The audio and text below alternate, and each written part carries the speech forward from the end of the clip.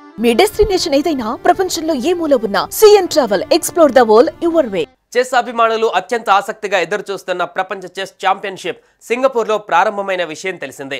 భారత యువ grandmaster Dommaraju Gukesh, China defending champion Ding Liren మధ్య పోరు హోరాహోరీగా సాగుతుంది.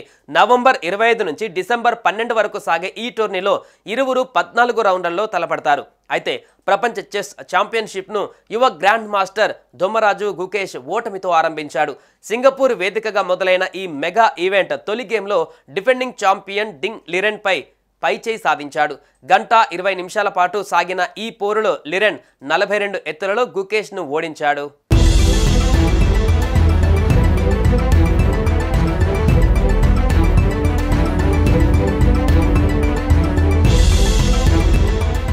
రెండో గేమ్లో మాత్రం డింగ్ లిరెన్ ఆట కట్టించాడు గుకేష్. మొదటి గేమ్లో గెలిచిన లిరెన్ పై ఎత్తుగడలు వేసి సెకండ్ గేమ్ డ్రా అయ్యేలా చేశాడు గుకేష్. దీంతో ఎవరికి పాయింట్ రాలేదు. కాగా మూడవ రోజు ప్రారంభమైన గేమ్లో యువ గ్రాండ్ మాస్టర్ గుకేష్ ఆధిక్యం సాధించి లిరెన్ పై మూడో గేమ్లో గెలిచాడు.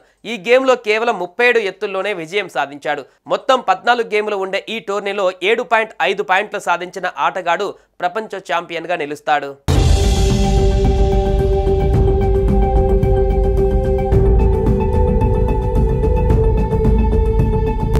డిఫెండింగ్ ఛాంపియన్ డింగ్ లిరెన్ పై వరల్డ్ చెస్ ఛాంపియన్షిప్ ఫైనల్ మూడో గేమ్ గెలుపొందిన భారత గ్రాండ్ మాస్టర్ గుకేష్ 1,68,00,000 అందుకున్నాడు.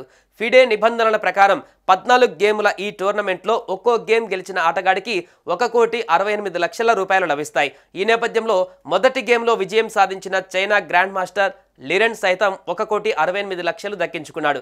ప్రపంచ ఛాంపియన్షిప్ టైటిల్ కోసం ఇద్దరి మధ్య మొత్తం 14 గేములు జరగనున్నాయి. తొలి గేమ్లో డింగ్ లిరెన్ నెగ్గగా రెండో గేమ్ డ్రాగా ముగిసింది.